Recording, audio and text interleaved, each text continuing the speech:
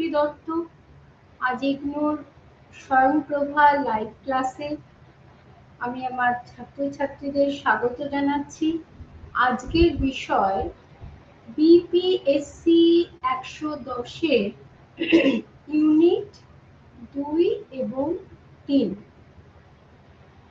আমরা এই যে বইটি 110, এখানে আমাদের প্রধান আলোচ্য যে বিষয়টি যেটা ছাত্রছাত্রীদের সামনে তুলে ধরা হয়েছে সেটা হলো গ্লোবালাইজেশন, বিশ্বায়ন। এবং বিশ্বায়ন কাকে বলে, সেই বিশ্বায়নের কতগুলি ডাইমেনশন আছে, অর্থাৎ এই বিশ্বায়ন কি কেবল রাজনীতিকেই প্রভাবিত করেছে, না এর একটি সামাজিক, সাংস্কৃতিক, অর্থনৈতিক, ধর্মীয় প্রভৃতি বিভিন্ন ক্ষেত্রগুলিকেও এই বিশ্বায়ন স্পর্শ করেছে কিনা, এটা নিয়েই আমরা বিগত ক্লাসটাতে আলোচনা করেছি।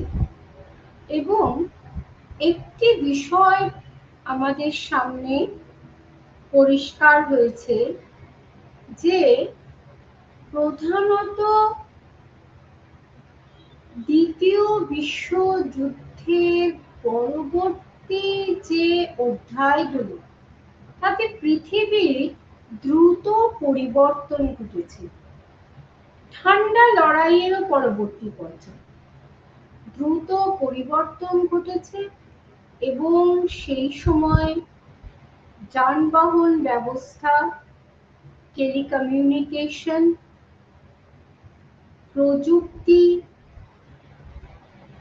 এত অত্যাধুনিক হয়ে উঠেছে যে নেশন স্টেট মানে কোনো রাষ্ট্রই এখন আর আইসোলেটেড ওয়েতে নিজেদের অস্তিত্ব রক্ষা করতে পারছে না।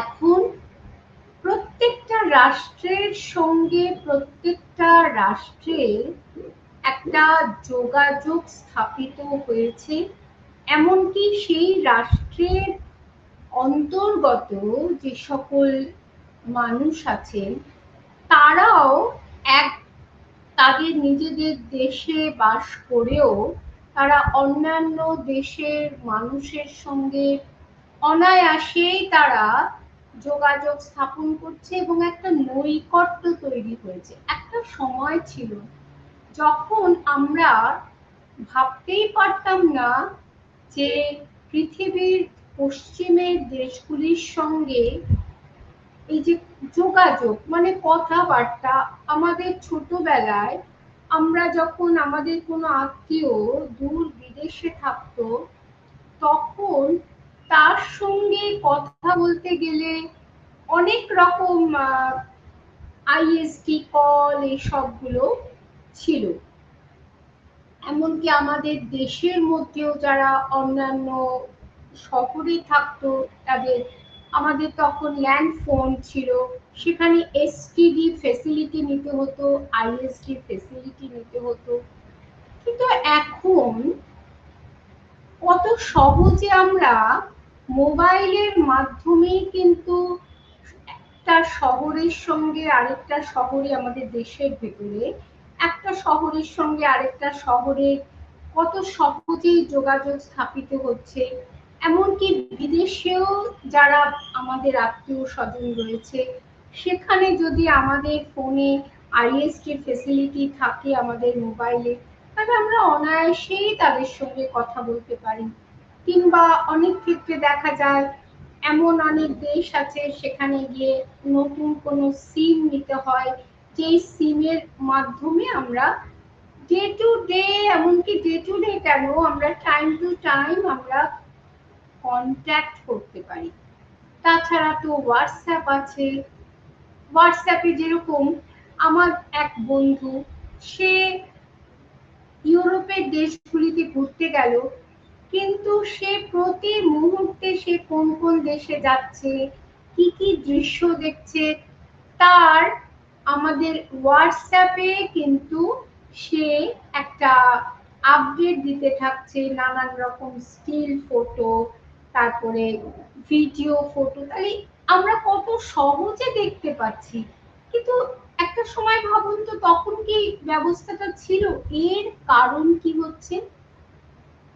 বিশ্বায়নের ফলে আমরা খুব কাছাকাছি একটা ওয়েল কানেক্টেড একটা নেটওয়ার্ক তৈরি হয়েছে, এবং তার ফলে আমাদের হাতের মুঠোর মধ্যে কোন সময় কোন ঘটনা ঘটছে, পৃথিবীর বিভিন্ন প্রান্তে যে ইসরায়েলের সঙ্গে গাজার যুদ্ধ চলছে, তার প্রত্যেকটা খবর কিন্তু স্যাটেলাইটের মাধ্যমে সারা পৃথিবীতে ছড়িয়ে পড়ছে। এবং এই যে বিভিন্ন যে আমাদের ভোট পর্ব চলেছে, বিভিন্ন সময় যে নানান রকম নির্বাচনী প্রচার কার্য, কোথায় কি ইনসিডেন্ট হয়েছে, একটা সময় ছিল তো চ্যানেল ছিল না, কোথায় কি ঘটনা হচ্ছে আমরা জানতে পারতাম না। কিন্তু এখন এই চ্যানেলগুলোর দৌলতে আমরা কিন্তু সমস্ত খবর পুঙ্খানুপুঙ্খ বিবরণ আমরা ঘরে বসে পাই। বা রেমাল যেটা এলো, সেই রেমালের যে প্রভাব, আয়রার সময় কিন্তু এতটা আমরা আপডেট পাইনি, কিন্তু এখন আমরা সেই আমফানের সময় থেকে আমরা কিন্তু এখন ঝড় কখন আসবে, কোন দিক থেকে আসবে, এরপর ঝড়ের গতি কতটা হবে, কোন দিকে চলে যাবে, এই যে মুহুর্মুহু যে এই যে ফোকাস, এত সুন্দর টেলিকমিউনিকেশন যেটা হয়ে গেছে, এটা কিসের জন্য হয়েছে? বিশ্বায়নের প্রভাবে। সমস্ত মানুষ ইন্টারকানেক্টেড হয়ে গেছে, এবং এর ফলে কি হচ্ছে যে আর তাছাড়া যে রাষ্ট্র, রাষ্ট্রকেও কিন্তু অনেক সমঝে চলতে হচ্ছে। এখন আর শাসক দল যা খুশি তাই করতে পারে না। কেন? আগের দিন আমি বলেছিলাম যে আন্তর্জাতিক যে সংগঠনগুলি রয়েছে, তার মধ্যে আমরা ইউএনওর নাম করতে পারি, তাছাড়া আরো তার অনেক ইউএনওর অনেক শাখা রয়েছে, এখন আরো অনেক অনেক রকম আন্তর্জাতিক যে সংগঠন রয়েছে, কোনোটা সাংস্কৃতিক, কোনোটা রাজনৈতিক, কোনোটা অর্থনৈতিক। তারা কি করছে? একটা মনিটরিং করছে সারা পৃথিবী জুড়ে, এবং রাষ্ট্র যদি কোনো কারণে তার অভ্যন্তরেও কোনো জনবিরোধী কাজ করে, যেটাতে হিউম্যান রাইটস বিপন্ন হচ্ছে, কিংবা রাষ্ট্র এমন কিছু নীতি নির্ধারণ করে যার দ্বারা আন্তর্জাতিক পরিস্থিতি বিপন্ন হতে পারে, তখনও কিন্তু তার উপর এই যে আন্তর্জাতিক যে অর্গানাইজেশন আছে, তারা একটা চাপ সৃষ্টি করে। ফলে আমরা কি দেখছি যে সরকারের নীতি, সরকারও কিন্তু নীতি নির্ধারণের ক্ষেত্রে একেবারে এখন একচ্ছত্র নয়, এবং তাকে আন্তর্জাতিক প্রেক্ষাপটে তার নিরিখে সেখানকার যে একটা ওয়ার্ল্ড ওপিনিয়ন আছে তার নিরিখে কাজ করতে হচ্ছে। যেমন এই রিসেন্ট উদাহরণ, ইসরায়েল যে গাজার উপরে সমানেই অ্যাটাক করছে, তার কারণ কি? সে হামাস যে জঙ্গি সংগঠন তাকে ধ্বংস করতে চায়। আর ইউএসএ প্রথম দিকে ইসরায়েলকে সাপোর্ট করেছিল, এবং কিন্তু এখন পরিস্থিতির চাপে একদিকে বিশ্বজুড়ে একটা জনমত তৈরি হয়েছে, এবং তার নিজের দেশেও কিন্তু যে তরুণ সমাজ তারা নানাভাবে বিক্ষোভ দেখাচ্ছে, সব ইউনিভার্সিটি ক্যাম্পাসে বিক্ষোভ চলছে এবং তাদের বক্তব্য কি যে আমেরিকা যেন প্রভাবিত করে ইসরায়েলকে এই যুদ্ধ বন্ধ করতে। কিন্তু এর মধ্যেই আমরা আবার কালকে কি দেখলাম যে হামাস আবার ইসরায়েলের উপরে অ্যাটাক করেছে, এমনই দাবি। তাহলে আমেরিকা তো অনায়াসেই তার নিজের মতন করে নীতি নির্ধারণ করতে পারে বৈদেশিক নীতি রাজনৈতিক ক্ষেত্রে, কিন্তু তাকে জনমতের একদিকে দেশের জনমত আরেকদিকে বিশ্বের জনমত সব কিছুকে প্লাস সারা পৃথিবীতে মেজরিটি রাষ্ট্র তারা কি চাইছে, যে যুদ্ধ বন্ধের পক্ষে না বিপক্ষে। এবং শুধু তাই না, এই যে ইউক্রেনকে সাহায্য করা, সেখানে কি হচ্ছে, ইউক্রেনকে সাহায্য করতে, এটা তো আমেরিকা সভারেন কান্ট্রি, আমেরিকা তো করতেই পারে, কিন্তু তাকে চিন্তা করতে হচ্ছে, যে কোনো রাষ্ট্রকে চিন্তা করতে হয় যে আমি যে বৈদেশিক নীতিটি অনুসরণ করব, সেক্ষেত্রে কোনো শক্তিশালী রাষ্ট্র যদি আমার শত্রু হয়ে ওঠে, রুশের এগেনস্টে ইউক্রেনকে সাহায্য করলে সে যদি পুতিনের রোষানলে পড়ে, রাশিয়ার রোষানলে পড়ে, এই কদিন আগে খবরে বেরিয়েছিল যে একটা মহড়া করছে রাশিয়া, সেখানকার সৈন্য বাহিনী সমরাস্ত্রে একটা মহড়া করছে, রিহার্সাল দিচ্ছে, এবং অনেকে মনে করছেন এটা আমেরিকাকে ভয় পাইয়ে দেওয়ার জন্য। কারণ আমেরিকা যে লাগাতার ইউক্রেনকে সাপোর্ট করে চলেছে এবং সেখানে অস্ত্রশস্ত্র সরবরাহ করছে, সেটা যদি বন্ধ না করে, ইনডাইরেক্টলি পুতিন হুমকি দিচ্ছেন, তাহলে কিন্তু আমরা পারমাণবিক যুদ্ধ শুরু করব। তবে কি আবার সেই কোল্ড ওয়ারের পর্যায়ে চলে যাচ্ছে, যেখানে আমেরিকার সোভিয়েত ইউনিয়ন দুটো শত্রু দেশ ছিল, কিন্তু সেইটা তো কোল্ড ওয়ারেই সীমাবদ্ধ ছিল। কিন্তু ধরুন এবারে যদি ওটা হট ওয়ারে পরিণত হয়, অর্থাৎ সামনাসামনি যুদ্ধ, তবে ভেবে দেখেছেন যে সারা পৃথিবীর কি হবে? কাজেই এখন প্রত্যেকটা দেশকে কিন্তু নিজের স্বার্থে, সারা পৃথিবীর স্বার্থে তার নীতিকে নির্ধারণ করতে হয়, এবং এই ক্ষেত্রেই কিন্তু আমাদের এই আলোচনার সূত্রপাত সভারেন্টি। আমরা তো বলতেই পারি আমরা স্বাধীন দেশ, আমরা যা খুশি তাই করতে পারি না, যা খুশি তাই করতে পারি না, কারণ আন্তর্জাতিক ক্ষেত্রে আমাদের একটা দায়বদ্ধতা আছে, এবং এখন আন্তর্জাতিক রাজনৈতিক বা অর্থনৈতিক পরিস্থিতি যা, বা সামরিক দিক থেকে যা সিচুয়েশন, যেটা আমি আগের দিন বলেছিলাম, যে কোনো রাষ্ট্র কিন্তু স্বয়ং সম্পূর্ণ নয়, নিজেকে বাঁচানোর জন্য তাকে কিন্তু বিভিন্ন সময়ে বিভিন্ন দেশের সঙ্গে অ্যালায়েন্স করতে হচ্ছে। তাই যদি হয় তাহলে সেটার তার একটা দায়বদ্ধতা আছে, প্লাস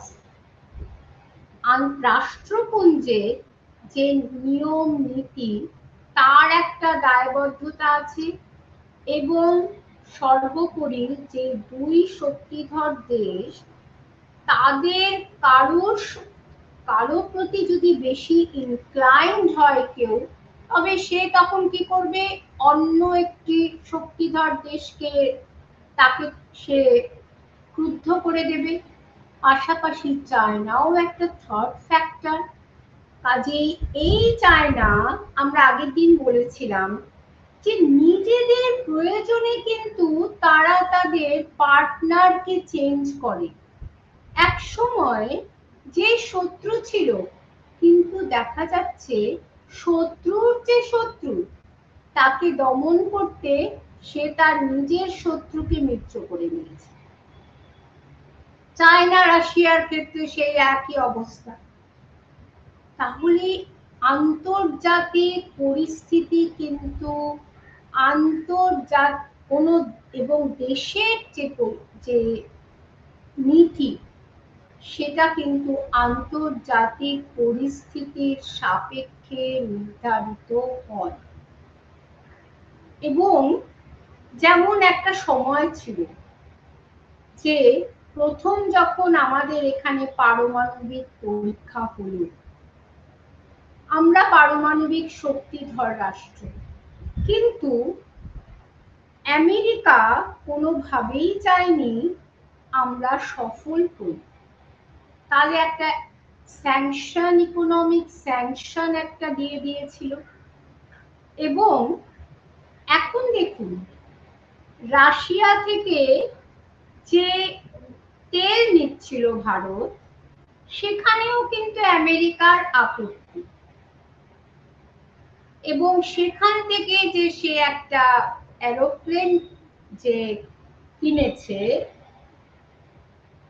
বেশ কিছু রাশিয়া থেকে, সেটাও কিন্তু তাতে আমেরিকার ভ্রুকুটি দেখা দিয়েছে।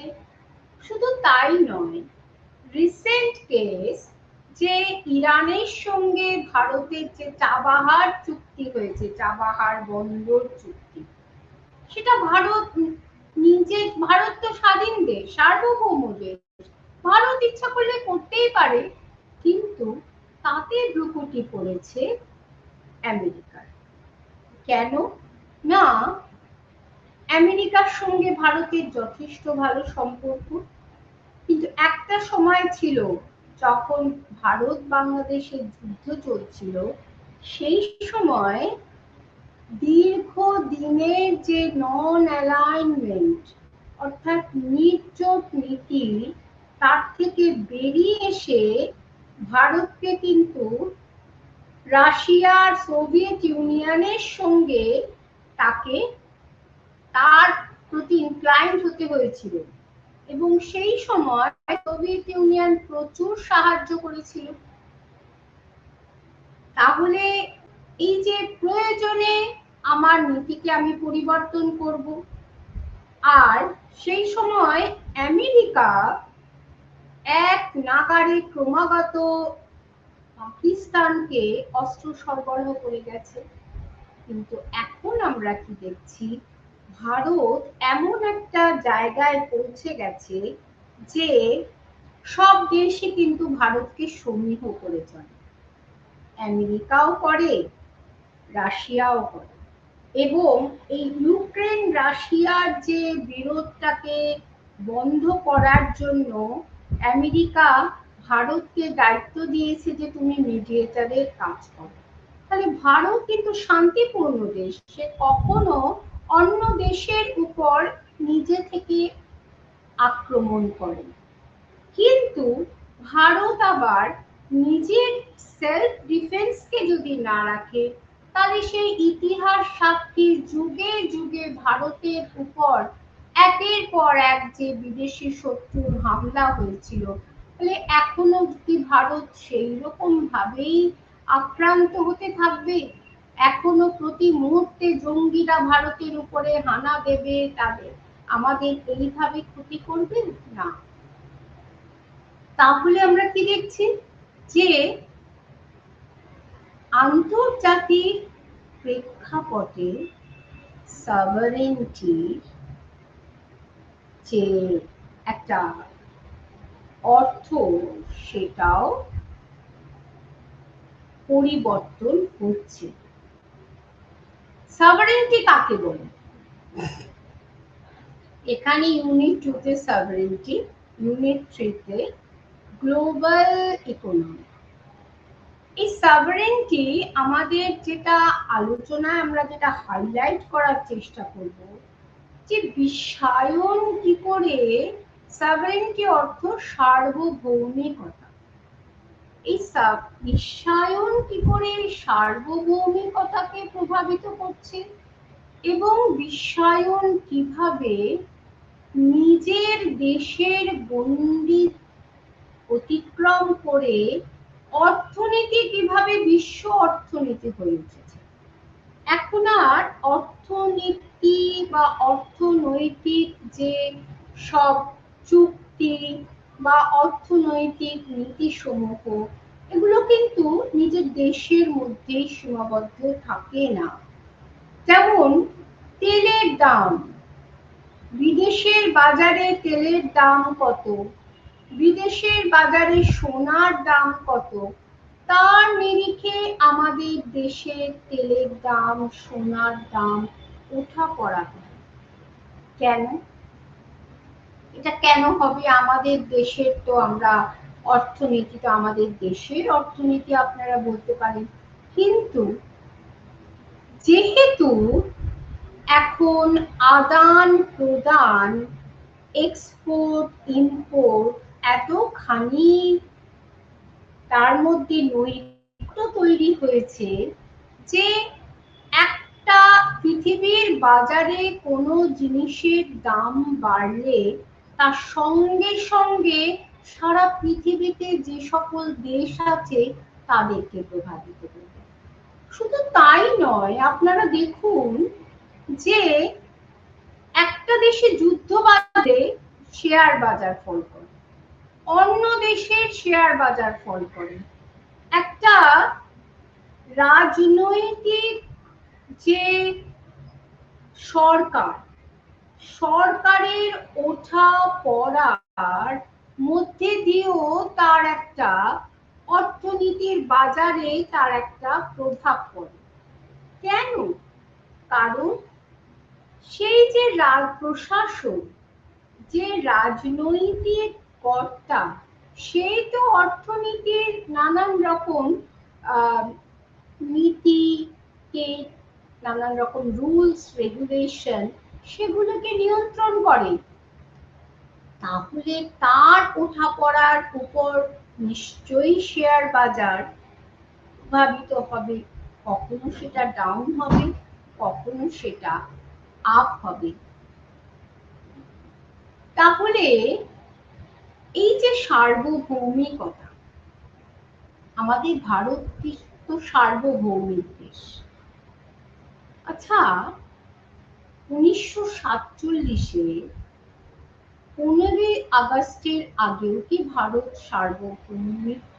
সার্বভৌম ছিল? এর উত্তর না। কেন নয়? কারণ সেই সময় তো ভারত ব্রিটিশের অধীন একটা কলোনি, কলোনিয়ালিজম তখন ভারতকে আষ্টে পৃষ্ঠে বেঁধে রেখেছে। অর্থাৎ তখন আমাদের দণ্ডমুণ্ডের কর্তা ছিলেন ব্রিটেন গভর্নমেন্ট। তাহলে সার্বভৌম রাষ্ট্র তাকেই বলে যে তার আভ্যন্তরীণ নীতি নির্ধারণের ক্ষেত্রে কিংবা বৈদেশিক নীতি নির্ধারণের ক্ষেত্রে যে একেবারে স্বাধীন, তৃতীয় কোনো শক্তি যাকে নিয়ন্ত্রণ করতে পারে না। তাহলে 47-এর আগে ভারত সরকার কি স্বাধীন ছিল? তখন কি ভারত সরকার বলে কোনো সরকার ছিল? তখন ভারত সরকার মানে তো ব্রিটেন সরকার, ব্রিটিশ গভর্নমেন্ট। এরপরে আমাদের এখানে কংগ্রেস এসেছে, আরো অনেক বিজেপি, এখনো বিজেপি রুল চলছে। তাছাড়া মাঝে মাঝে আরো অনেক সরকার এসেছে, কিন্তু এরা কিন্তু প্রত্যেকেই সার্বভৌম সরকার। কারণ এরা বাইরের দেশের কোনো শক্তি দ্বারা পরিচালিত হয় না।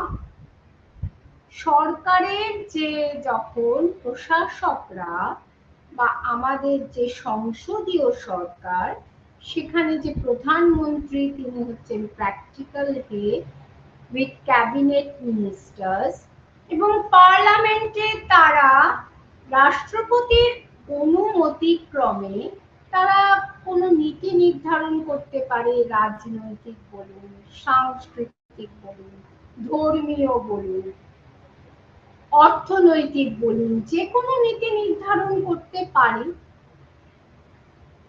যেমন এই ভারতবর্ষ কে ইন্দিরা গান্ধী, শ্রীমতী ইন্দিরা গান্ধী, তিনি সেকুলার বা ধর্মনিরপেক্ষ শব্দটি তিনি সংবিধানে যুক্ত করেছিলেন। তাহলে আমাদের ভারতবর্ষ ধর্মনিরপেক্ষ রাষ্ট্র। এই যে বিষয়টি, এটাকে আমরা কি 47-এর আগে ভাবতে পারতাম না। এইটাই হচ্ছে সার্বভৌম রাষ্ট্রের বিশেষ বৈশিষ্ট্য, যে সে একেবারে স্বাধীন। কিন্তু বিশ্বায়ন যেটার কথা, যেটা আমাদের এই বিপিএসসি 110-এর মূল বিষয়, এই বিশ্বায়ন কি সেই অধিকারগুলোকে, একচ্ছত্র অধিকারকে কেড়ে নিয়েছে প্রশাসনিক যে কর্তা বা সরকারের কাছ থেকে, রাষ্ট্রের কাছ থেকে? এটা একটা প্রশ্ন চিহ্নের সামনে দাঁড়িয়ে আছে। কেন না, যেহেতু এখন প্রত্যেকটি দেশ তারা নানান আন্তর্জাতিক সংগঠনের সদস্য এবং নানান চুক্তি দ্বারা পরস্পরের সঙ্গে আবদ্ধ, তাহলে তারা এমন কোনো নীতি, বৈদেশিক বা আভ্যন্তরীণ যাই হোক না কেন, তা নিতে পারে না। কারণ বিশ্বায়নের ফলে যে তৃতীয় একটা শক্তি, তৃতীয় শক্তি কারা? আন্তর্জাতিক সংগঠন। এখানে আমরা রাষ্ট্রপুঞ্জের কথা বলবো, এখানে আমরা যে ওয়ার্ল্ড ব্যাংকের কথা বলবো, এবং আরো যে বিভিন্ন আমাদের যে হিউম্যান রাইটস, যেটা আগের দিন আমরা আলোচনা করেছিলাম, বিশ্ব জুড়ে যখন এমন কোনো যদি নীতি নির্ধারিত হয় যেটা বিশ্ব জুড়ে ঝড় তোলে, তখন সরকারকে তার থেকে পিছিয়ে আসতে হয়। তাহলে এই ধরুন আমাদের এই যে কদিন আগে সাধুদের নিয়ে, ভারত সেবাশ্রমকে নিয়ে যে একটা উদ্ধৃতি করা হয়েছিল, তার ফলে কি হলো, যে এটা আমাদের পশ্চিমবঙ্গ সার্বভৌম নয়, আমাদের ভারতবর্ষ সার্বভৌম, কিন্তু এখানে একটা সরকার আছে, তার একজন হেড আছে, কিন্তু তার একটি উক্তিকে কেন্দ্র করে কেবল সারা দেশে নয়, সারা পৃথিবী জুড়ে ঝড় বয়ে যায়, এবং প্রত্যেকটা মুহূর্তের আপডেট কিন্তু সেই যে আশ্রমগুলির যারা ডিভোটিস আছে, পৃথিবীর এভরি কর্নারে তারা রয়েছেন, যে যে কর্নারে তারা রয়েছে তাদের কাছে সেই আপডেট চলে এসে যাচ্ছে, এবং তারা কি কমেন্ট করছেন, সেটা ইউটিউব, টুইটার, এক্স হ্যান্ডেল ইত্যাদি বিভিন্ন যে নানান রকম এখন ইলেকট্রনিক বা চ্যানেল রয়েছে, তার মাধ্যমে আমাদের সামনে চলে আসছে। এর ফলে কি হচ্ছে, ঠিক সভারেন্টি হচ্ছে সেই বিষয়। তাহলে রাজনৈতিক ক্ষেত্রে সরকারকে নীতি নির্ধারণ করতে হচ্ছে এই বিশ্বায়নের নিরিখে। সাংস্কৃতিক ক্ষেত্রে সরকার যদি মনে করে যে, যেমন এখানে যখন এই যে বললাম যে প্রথম যখন অ্যাটমিক যখন এক্সপেরিমেন্ট হয়েছিল, তখন খুব সন্তর্পণে বিদেশের চোখ বাঁচিয়ে আমাদের কিন্তু সেই এক্সপেরিমেন্টটি সফল করতে হয়েছিল। কেন বাবা এত লুকোছুপি? কেন? আমরা তো সার্বভৌম রাষ্ট্র। না, ওই যে শক্তিধর রাষ্ট্রগুলি আছে তারা চায় না যে আমরাও ওদের সমকক্ষ হয়ে যাই, সেই জন্যেই তারা নানানভাবে প্রেসার ক্রিয়েট করে।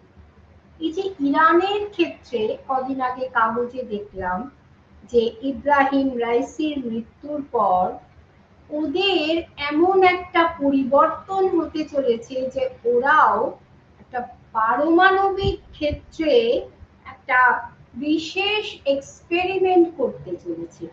তাহলে এইটা সারা পৃথিবী জুড়ে, এটা তো ওদের নিজস্ব ব্যাপার, কিন্তু সারা পৃথিবী জুড়ে রাষ্ট্রগুলোকে চিন্তায় ফেলে দিয়েছে যে এর ফলে আন্তর্জাতিক শান্তি স্থিতিশীলতা বিপন্ন হবে না তো? যুদ্ধের আবহ যেটা চলছে পৃথিবী জুড়ে সেটা আরো খারাপ দিকে চলে যাবে না তো? তাহলে রাজনৈতিক যে এই যে বাধ্যবাধকতা, সেটা কিন্তু এই বিশ্বায়নের ফলে সরকারকে প্রতি মুহূর্তে তাকে ফেস করতে হচ্ছে। কারণ এখন একটা সময় ছিল সরকারের নীতি, সেটা তার যে গণ্ডি, রাজনৈতিক বা ভৌগোলিক গণ্ডি, সেই গণ্ডির মধ্যেই সীমাবদ্ধ থাকত। কিন্তু এখন সেটা গণ্ডির মধ্যে সীমাবদ্ধ থাকছে না, বাইরের যে সমস্ত সংগঠন প্লাস যে শক্তিধর দেশগুলি, সেটা তাকে প্রভাবিত করছে।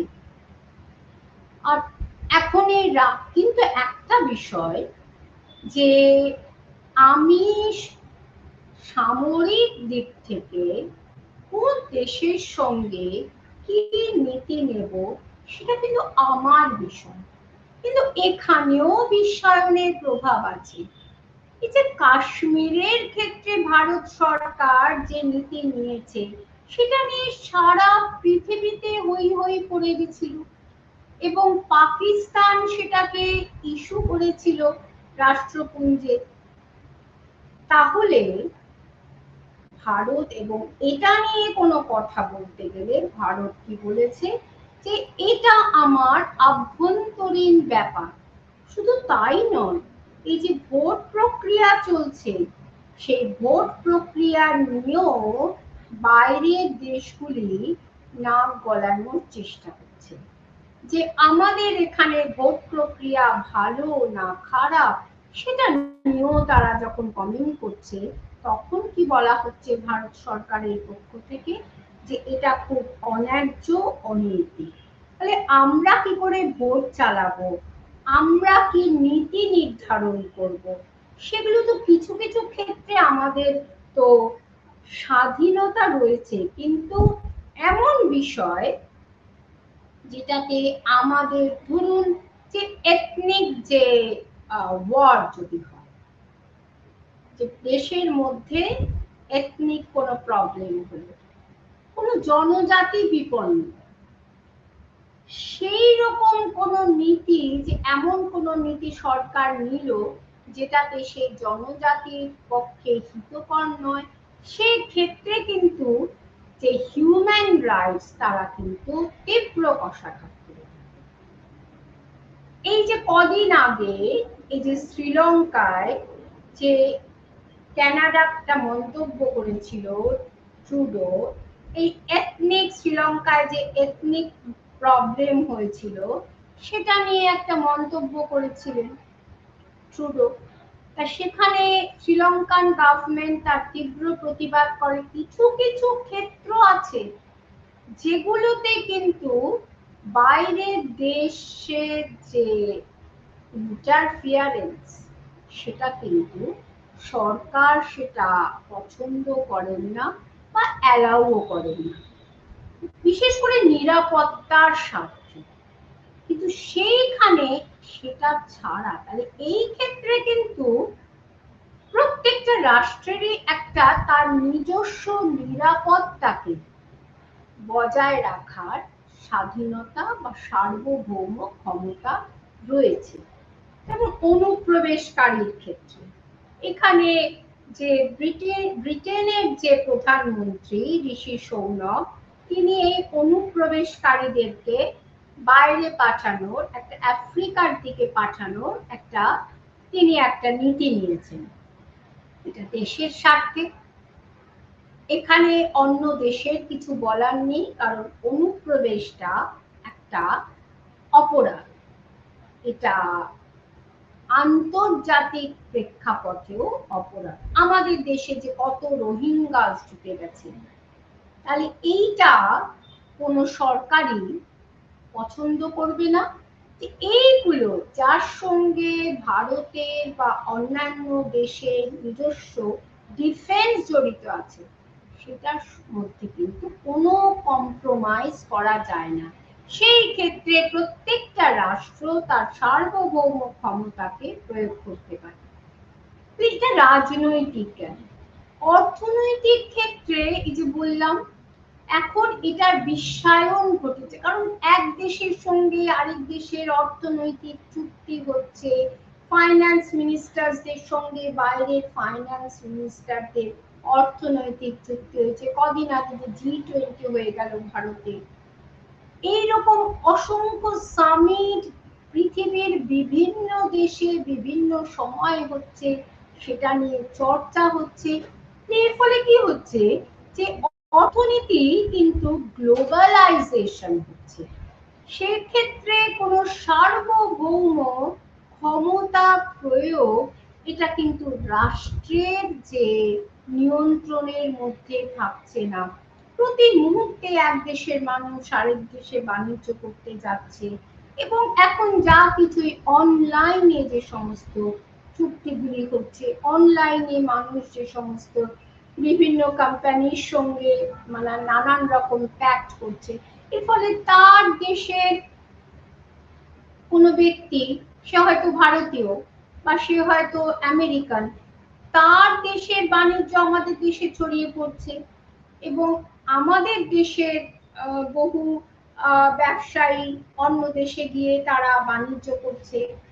তো এর ফলে কি হচ্ছে, এই ক্ষেত্রে কিন্তু অর্থনৈতিক সার্বভৌমিকতাটা কিছুটা হলেও সীমাবদ্ধ হচ্ছে। কিন্তু যদি এটার সঙ্গে কোনো ডিফেন্সের প্রশ্ন থাকে, ধরুন এই এক দেশের সঙ্গে আরেক দেশের মানুষ সে সোনার বার পাচার করছে, চোরা কারবার করছে, বা অন্যায়ভাবে সীমান্তের নীতি লঙ্ঘন করে এক দেশ থেকে আরেক দেশে নিয়ে যাচ্ছে, তাহলে এমন কোনো জিনিস নিয়ে যাচ্ছে, তাহলে যার কোনো আইনসঙ্গত কোনো ডকুমেন্ট নেই, তাহলে আপনারা বলতে পারেন এটাও তো একটা অর্থনৈতিক লেনদেন। বা গরু পাচার, এটাও তো অর্থনৈতিক লেনদেন। বা যে গাছ, এত অসংখ্য গাছ করছে, সে কাঠ এক জায়গা থেকে আরেক জায়গায়, এক দেশ থেকে আরেক দেশে, এই বর্ডার দিয়ে কি করে কোথায় চলে যাচ্ছে তার কোনো কেউ জানে না। এটাও তো লেনদেন, এটাও তো কোনো ভৌগোলিক ভূখণ্ডে সীমাবদ্ধ নয়, সরকারের এটা হিসাবের বাইরে। কিন্তু এইখানে কিন্তু সরকারকে তার সার্বভৌম ক্ষমতা প্রয়োগ করতে হবে এবং দেখতে হবে সেই আর্থিক লেনদেনটি সেটি নৈতিক না অনৈতিক, এটা কি আইনসঙ্গত না আইন বিরুদ্ধ, এবং এইখানে কিন্তু রাষ্ট্র তার সার্বভৌম ক্ষমতাকে প্রয়োগ করতে পারে। তাহলে বুঝতে পেরেছেন কোনখানে সার্বভৌম বিশ্বায়নের ফলে বিশ্বায়ন কি করে প্রভাবিত করছে, তার আর্থিক এই যে মাল্টি ডাইমেনশনাল রাজনৈতিক আর্থিক বিষয়কে নিয়ন্ত্রণ করছে। কিন্তু এই যে চুক্তিগুলি হচ্ছে, যে চুক্তির সঙ্গে এক দেশের বৃহৎ অর্থে তার সঙ্গে দেশের বৃহৎ স্বার্থ জড়িত রয়েছে, সেই স্বার্থের কোনো পরিপন্থী কাজ কিন্তু রাষ্ট্র করতে পারবে না। আবার ধরুন আমাদের দেশের কোনো বাসিন্দা সিটিজেন, সে বিদেশে গিয়ে সে কোনো অন্যায় কাজ করেছে, তাহলে তার উপর রাজনৈতিক আইনি নিয়ন্ত্রণ সেটা কিন্তু সার্বভৌম রাষ্ট্রের পক্ষে একেবারেই এটা তার নিয়ন্ত্রণ। যেমন কদিন আগে যে বাংলাদেশের সাংসদ আমাদের কলকাতাতে খুন হলো, এই নিউ টাউনে যারা খুন করেছে তার মধ্যে দু একজন ধরা পড়েছে, এবং এই দেশে যে ধরা পড়েছে তাকে জেরা করবার জন্য কিন্তু বাংলাদেশ থেকে গোয়েন্দা প্রধান এসেছেন। এটা এক্সট্রা টেরিটোরিয়াল একটা ক্রাইম, কিন্তু যেহেতু সে চোরা পথে ভারতে ঢুকেছে কিন্তু অরিজিনালি সে বাংলাদেশের নাগরিক, তাহলে তাকে বাংলাদেশে নিয়ে গিয়ে তাকে জেরা করবার, তাকে শাস্তি দেওয়ার ক্ষমতা কিন্তু বাংলাদেশ সরকারের আছে। কিন্তু মূল যে চক্রী সে বাংলাদেশি হওয়া সত্ত্বেও সে আমেরিকান নাগরিক, তাহলে তাকে ধরতে কি করতে হবে? এটাই বিশ্বায়নের একটা সুফল, ইন্টারপোলের সাহায্য নিতে হবে এবং অর্থাৎ আন্তর্জাতিক যে পুলিশ তার সাহায্য নিয়ে সে তাকে ফিরিয়ে নিয়ে আসার ব্যবস্থা করতে হবে। এই যে একইভাবেই এটা একটা ক্রাইমের কথা বললাম, ঠিক সেইভাবেই আমাদের ভারতবর্ষের কোনো নাগরিক যদি এখান থেকে কোনো স্ক্যাম করে বাইরে চলে যায়, তাকে ফিরিয়ে আনার অধিকারও কিন্তু আমাদের দেশের সার্বভৌম সরকারি। যে এখানে একটা খুব সূক্ষ্ম একটা লাইন রয়েছে, যে যার মাধ্যমে কোন কোন বিষয়ে বিশ্বায়নের প্রভাবে রাষ্ট্রকে পিছিয়ে আসতে হয় আর কোন কোন বিষয়ে রাষ্ট্র তার নীতি নির্ধারণ করতে পারে। কিন্তু তাহলে এখানে দেখা যাচ্ছে রাজনৈতিক যেটা ভৌগোলিক যে ভূখণ্ড সেটা কিন্তু এখানে একেবারেই কোনো মিনিংলেস হয়ে যাচ্ছে, কারণ এখন তো অনায়াসে মানুষ এই দেশ থেকে ওই দেশে পারাপার করছে, এক জায়গা থেকে অন্য দেশে চলে যাচ্ছে, কিন্তু সে দেশের নাগরিক হলে তাকে সে ফিরিয়ে নিয়ে আসছে। আবার এই যে রাজনৈতিক সার্বভৌমিকতা সেটা নিজস্ব ভূখণ্ডে বা অন্য দেশে বসবাসকারী তার যে সিটিজেন তার উপর প্রয়োগ করতে পারে, কিন্তু অন্য কোনো সার্বভৌম রাষ্ট্রের উপরে কিন্তু সে সেই অধিকারকে প্রয়োগ করতে পারে না। আজকে ভারতবর্ষ কিন্তু পাকিস্তান কিংবা বাংলাদেশের উপর তার সার্বভৌম অধিকারকে প্রয়োগ করতে পারে না। সাংস্কৃতিক ক্ষেত্রেও আমরা দেখছি যে এই যে আমাদের সেকুলার কান্ট্রি, সব ধর্মের মানুষ সমানভাবে, নানা ভাষা, নানা মত, নানা পরিধান, তো এই যে আমাদের যে কালচার, সেইখানে প্রতি মুহূর্তে বিদেশের সঙ্গে যে এখানকার যে সমস্ত সাংস্কৃতিক লেনদেন হচ্ছে, এক দেশের যে সমস্ত প্লেয়াররা এদেশে আসছে, এদেশের প্লেয়াররা ওখানে যাচ্ছে, এদেশের অ্যাক্টর অ্যাক্ট্রেসরা বিদেশে যাচ্ছে, সেখান থেকে তারা নানান রকম শুটিং করছে। এই যে কত সহজে একটা সাংস্কৃতিক মেলবন্ধন বা আদান প্রদান হয়েছে, সেই ক্ষেত্রেও আমরা দেখছি কি সেখানেও কিন্তু যে না আমাদের আমাদের দেশের বাইরে কোনো অন্য জায়গায় গিয়ে সাংস্কৃতিক কোনো মেলবন্ধন করতে পারবে না বা লেনদেন করতে পারবে না, বা ওদেশের কোনো সংস্কৃতিকে আমরা ঢুকতে দেব না, সেটাও কিন্তু কোনো একটা সার্বভৌম রাষ্ট্র করতে পারে না। সেক্ষেত্রে হিউম্যান রাইটস তখন ঝাঁপিয়ে পড়বে যে মানবাধিকার লঙ্ঘন হচ্ছে, আমার যে কোনো সংস্কৃতি যে কোনো কিছুকে আমার অনুসরণ করার অধিকার রয়েছে। কাজে এই সব কিছু রেস্ট্রিকশন ছাড়া একটা সার্বভৌম রাষ্ট্র সে কিন্তু তার প্রশাসনিক আভ্যন্তরীণ প্রশাসনিক ক্ষেত্রে সে কিন্তু স্বাধীন, তার বৈদেশিক নীতি কি হবে সে বিষয়ে কিছু সাম রেস্ট্রিকশন সে সেটা নীতিকে প্রণয়ন করতে পারে।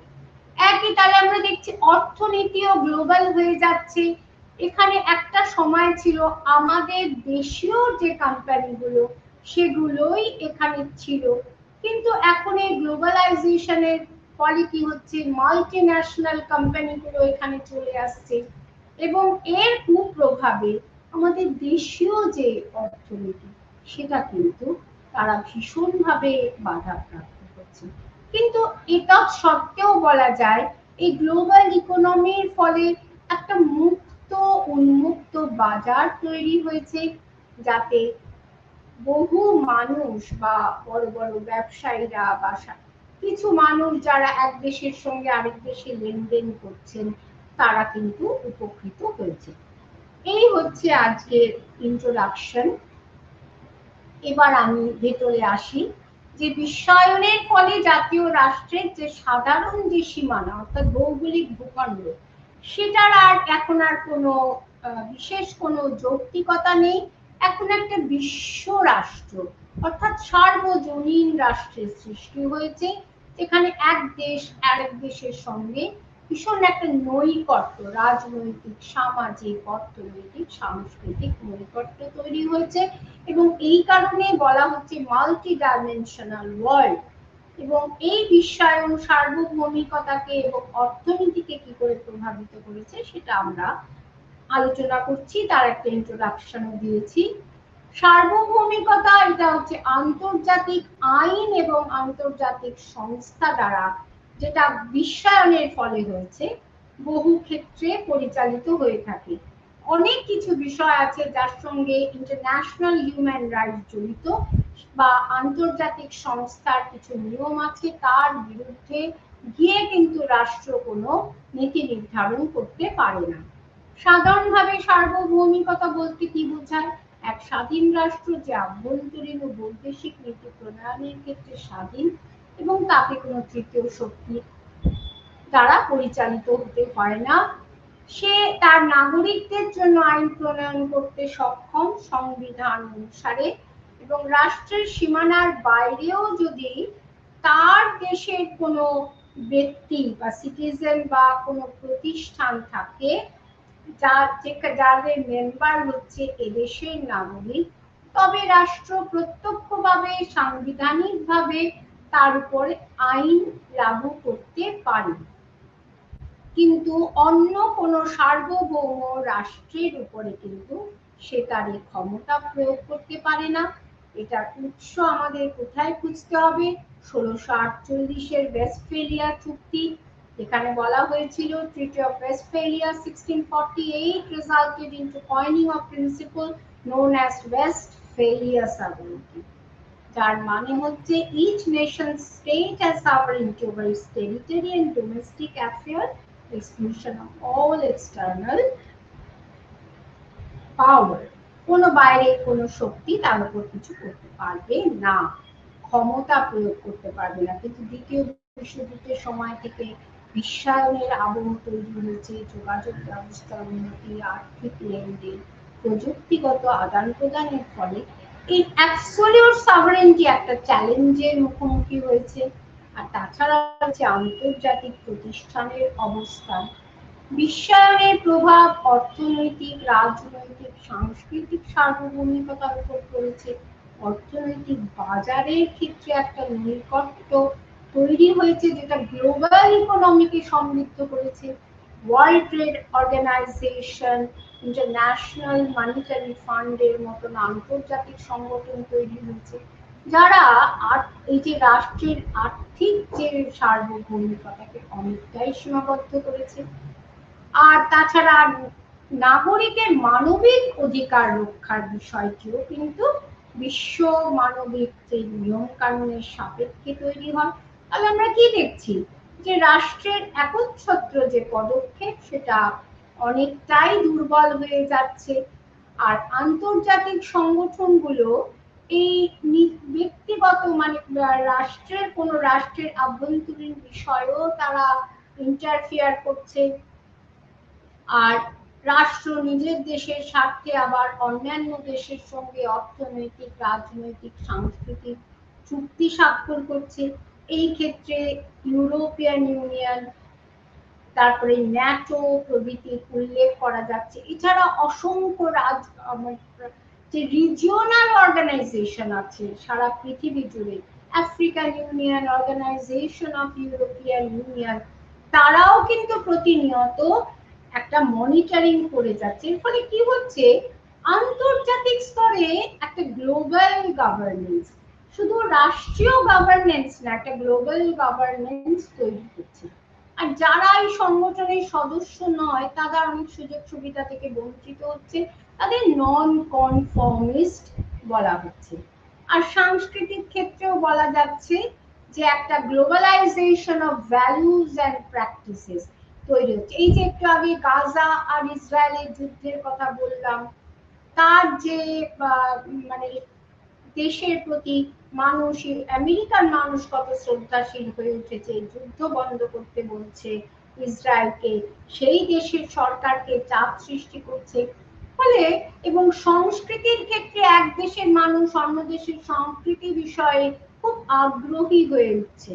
তাহলে একটা যেমন আমাদের ভারতের বেদ বেদান্ত সম্পর্কে আমেরিকানরা বা পাশ্চাত্যের অন্যান্য দেশের মানুষ তারা বিশেষভাবে আগ্রহী হয়ে উঠেছিলেন। আমরা এখানে ইসকনের কথা বলতে পারি কতদিন, এই যে আমাদের যে ভক্তির ধর্মের দ্বারা প্রভাবিত হয়ে এখানে এসে তারা আশ্রম তৈরি করেছেন, এবং যদি ইউএনওর কোনো নির্দেশ অমান্য করা হয় তাহলে নিষেধাজ্ঞাও জারি করে ইউএন। এবং বিশ্বজুড়ে রাজনৈতিক ক্ষেত্রে একটা গ্লোবাল গভর্নেন্স এবং অর্থনৈতিক ক্ষেত্রে ইন্টিগ্রেটেড, এবং এই তার ফলে কি হচ্ছে, একটা রাষ্ট্রের অর্থনীতি আরেকটা রাষ্ট্রের অর্থনীতির সঙ্গে ভীষণভাবে জড়িত। এবং এখানে রবার্ট গিলফ্রিন বলছেন যে এই অর্থনীতির সঙ্গে রাজনীতির একটা সম্পর্ক আছে, কারণ রাষ্ট্রই অর্থনীতির ব্যবস্থাটা নির্ণয় করে। আর এই যে বিশ্ব অর্থনীতি, তারা বলছেন এটা ঠিক 1945-এর পরে নয়, 1500 থেকে 1750 খ্রিস্টাব্দতে এটা সূচনা হয়েছিল, যে সময়টাকে বলে মার্কেন্টালিজমের এজ, বা এটাকে আমরা এজ অফ ডিসকভারি এবং বৈজ্ঞানিক যে বিপ্লব সেই যুগ।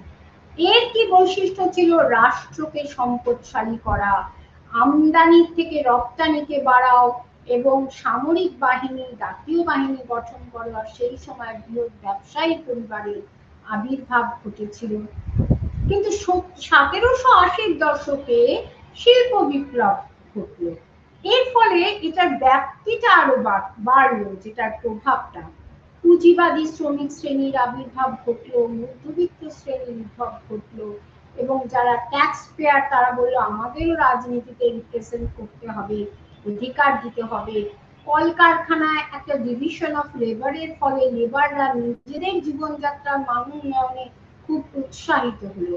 কিন্তু এরও একটা নেতিবাচক প্রভাব কি, সামাজিক বৈষম্য তৈরি হলো। বাণিজ্যে কখনো খুব উন্নতি, কখনো আবার একটা অধঃপতন তৈরি হলো। এই জন্য টি.এইচ. গ্রিনের মতন স্কলাররা তারা কি বললেন, যে রাষ্ট্রের অর্থনীতিকে নিয়ন্ত্রণ করতে সরকারের হস্তক্ষেপ ভীষণভাবে প্রয়োজন। তিনি বলছেন যে এটা হচ্ছে, তারা হচ্ছেন উদারপন্থী দার্শনিক, যে বাজার এবং রাষ্ট্রের মধ্যে একটা সামঞ্জস্য করা দরকার। এটার আরো প্রয়োজনীয়তা হলো প্রথম বিশ্বযুদ্ধ এবং 30-এর দশকে যে মহামন্দা হয়েছিল, যেটা গ্রেট ডিপ্রেশন, তখন আর্থিক পরিকাঠামো ভেঙে যায়, বেকারি বাড়ে, শ্রমিক ও সমাজের মানুষের মধ্যে একটা চরম বিক্ষোভ হলো। তাতে এরপরে বলশেভিক বিদ্রোহের মতন চরম একটা বিদ্রোহ হলো। অর্থনীতি, নৈতিক শান্তি, রাজনৈতিক শান্তি নষ্ট হয়ে গেল। এখানে জেমস কেনেস কি বলছেন, যে রাষ্ট্রের যদি নিয়ন্ত্রণ থাকে বাজারের ওপর, তাহলে সেটা শুভ ফল দেবে, বেকারত্বের সংখ্যা কমবে। এবং এই ভাবধারায় ফ্র্যাঙ্কলিন ডি রুজভেল্ট তিনি নিউ ডিল বলে একটা প্রকল্প করেছিলেন, যেটা আমেরিকাকে 30-এর দশকের মন্দা থেকে বার করে নিয়ে আসতে সাহায্য করে। এই কেনেসের অনুপ্রেরণাতেই তৈরি হয়েছিল আইএমএফ, ওয়ার্ল্ড ব্যাংক। এখানে তিনি বলেছিলেন সাধারণ মানুষের বৈষম্য বা কমে যাবে, শ্রমিকদের বেতন বেশি হবে। এরপর 1945-এর পর থেকে আমরা দেখছি GATT, general agreement on tariff and trade and tariff, এবং আইএমএফ, আইবিআরডি বা International Bank for Reconstruction and Development তৈরি হচ্ছে। 70-এর দশক থেকে নিও লিবারালিজম, যার প্রবক্তা মিল্টন ফ্রিডম্যান, তিনি বলছেন যে বাজারের অর্থনৈতিক বাজারে রাষ্ট্রের কোনো দরকার নেই হস্তক্ষেপের, কারণ এতে ব্যাহত হচ্ছে উন্নয়ন।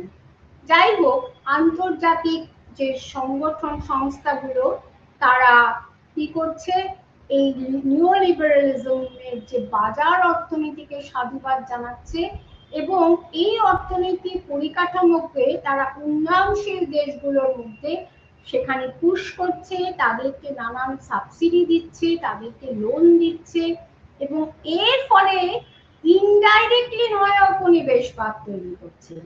আর এই যে নিও লিবারালিজম, এটা কেনিসিয়ান লিবারালিজম তত্ত্বকে একেবারে নাল অ্যান্ড ভয়েড করে দিচ্ছে, বাতিল করে দিচ্ছে।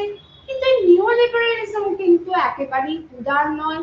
এখানে ব্যক্তি স্বাধীনতা, গণতন্ত্র ব্যাহত হয়েছে, এবং অগাস্তো পিনোচেট রেজিম যেটা চিলি, সেইখানে একটা অথরিটেরিয়ান যে গভর্নমেন্ট হয়েছিল, যে সেটা আমরা দেখেছি এই নিও লিবারালিজম কতখানি স্বৈরাচারী, মানে উদার নৈতিক, অনুদার নৈতিক, এবং এটা হচ্ছে more a set of political and economic force.